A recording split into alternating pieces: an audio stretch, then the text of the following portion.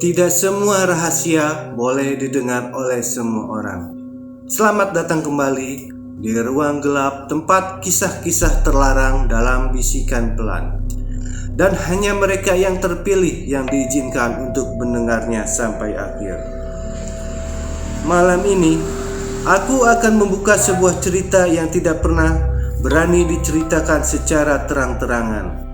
Sebuah novel horor misteri tentang benda yang selalu dianggap sepele, namun menyimpan kekuatan, kutukan, dan aib yang dikubur dalam-dalam oleh zaman.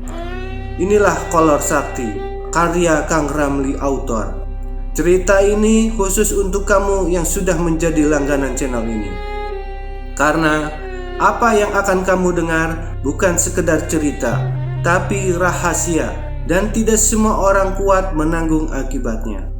Jika kamu mendengarkan sampai akhir, jangan kaget jika setelah ini malam terasa lebih panjang dan bayangan terasa lebih dekat. Matikan lampu, gunakan headset, dan jangan pernah menertawakan apa yang akan terjadi, karena cerita ini sudah memilih pendengarnya sendiri. Kesibukan ibunya kini adalah mengelola salon kecantikan, sementara suami barunya seorang pengusaha sukses yang mapan. Setelah ditinggal ayah, ibunya memilih menikah lagi demi membangun hidup yang lebih baik. Jaka memahami alasan itu, namun tetap saja ada bagian di hatinya yang sulit menerima kenyataan tersebut. Sampai sekarang, ayahnya tak pernah memberi kabar. Entah masih hidup atau sudah tiada, dia tak tahu. Yang pasti, ayahnya telah menelantarkan ibu dan dirinya selama bertahun-tahun, meninggalkan luka yang tak pernah sembuh. Dia pernah berusaha mencari ayahnya, tapi semua usahanya itu sia-sia. Hingga kini dia masih tak tahu ayahnya tinggal di mana atau bersama siapa yang kini menemani hidupnya. Rasa hampa itu terus menggerogoti pikirannya. Jaka baru berusia 20 tahun. Semua barang peninggalan ayahnya sudah tak ada lagi. Entah dijual ibunya atau dibuang.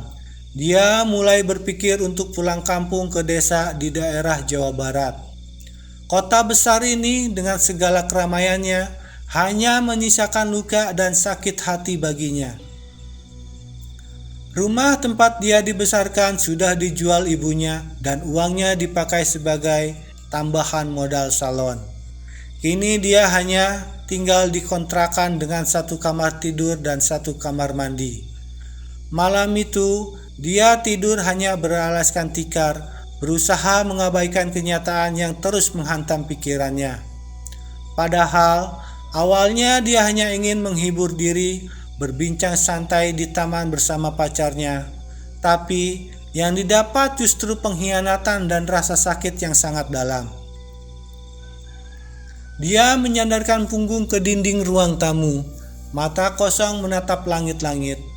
Pikirannya kembali ke kejadian sore tadi.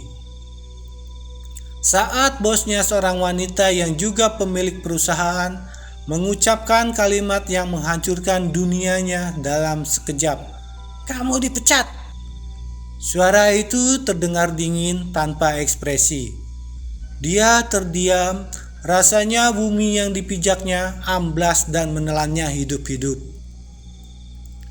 Kata-kata itu keluar dari mulut seseorang yang selama ini dia sukai secara diam-diam.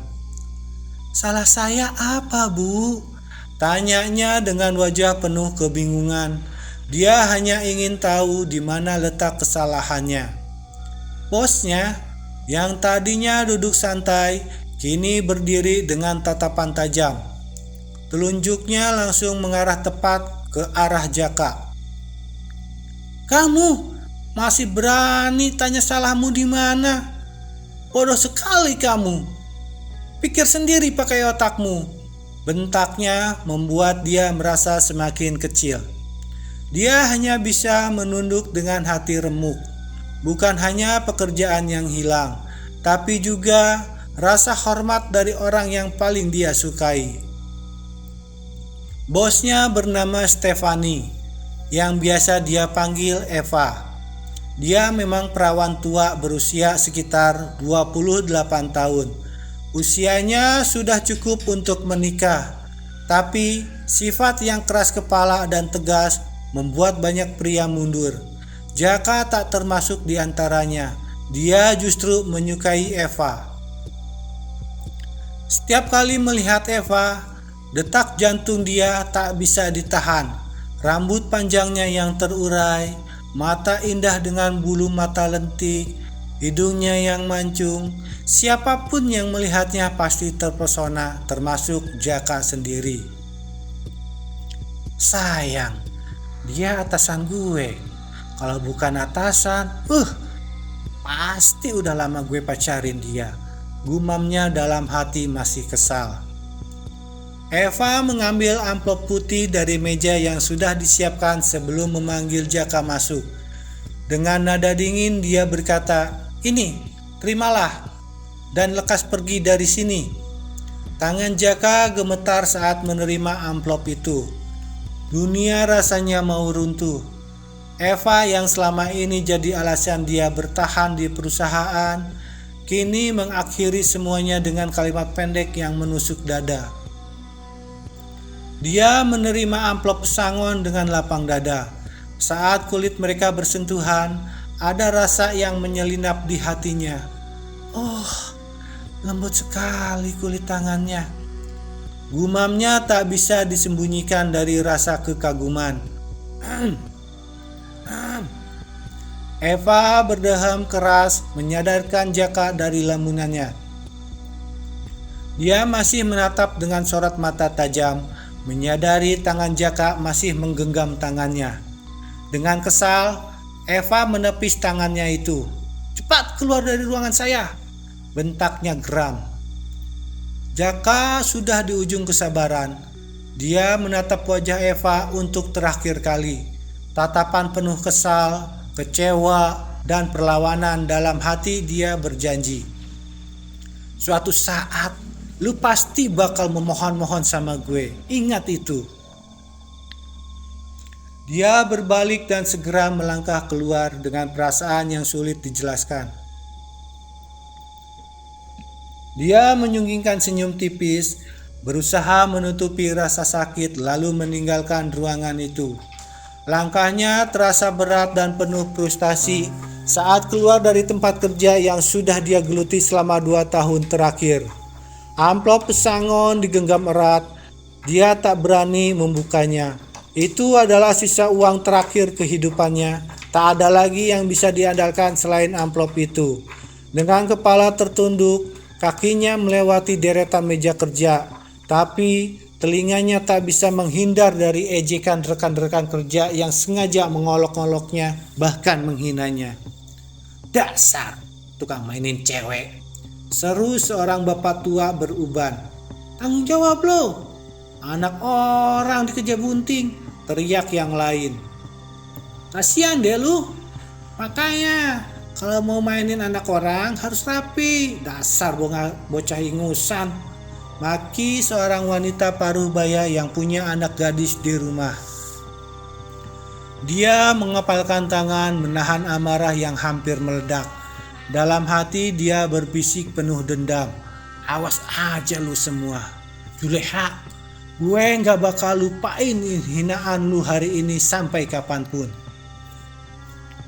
Dia terus melangkah keluar dengan hati penuh luka. Tapi di balik itu semua, dia bertekad membuktikan bahwa dia bukan orang yang seperti mereka tuduhkan. Dia sudah tahu Juleha adalah karyawan senior di perusahaan itu. Wanita berusia 35 tahun itu punya 2 anak gadis di rumah. Di depan orang dia selalu tersenyum ramah, tapi begitu orangnya pergi, lidahnya seperti ular setajam silet. Dia sering mendengarnya dan kali ini dia yang jadi sasaran empuk Juleha. Dia memilih tak peduli dengan semua kata menyakitkan yang keluar dari mulut mereka.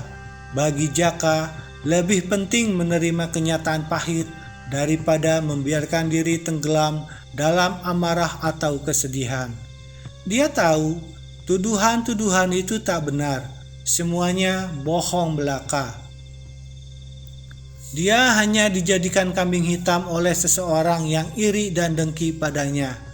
Tapi sampai sekarang dia masih belum paham apa yang membuat orang itu membencinya. Apa yang sudah dia lakukan sampai orang itu begitu dengki. Sungguh kejam dunia ini. Tanpa sadar, kata-kata itu lolos dari bibirnya. Dia berjalan di trotoar, menunggu angkutan umum yang entah kapan datangnya. Debu jalanan berterbangan, bercampur kepulan asap hitam dari bus antar kota yang baru saja melintas kencang. Udara malam terasa pengap, menekan dada, menambah berat pikiran yang sesak sejak tadi siang.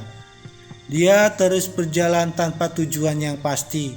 Dia hanya ingin menenangkan hati yang masih perih, berharap langkah demi langkah bisa membawanya sedikit lebih jauh dari semua yang dia tinggalkan di kantor. Tidak semua yang dibuka bisa ditutup kembali. Malam semakin larut dan apa yang baru saja kamu dengar bukanlah akhir dari segalanya. Istirahatlah, tapi jangan terlalu lelap karena kolor sakti belum melepaskanmu sepenuhnya.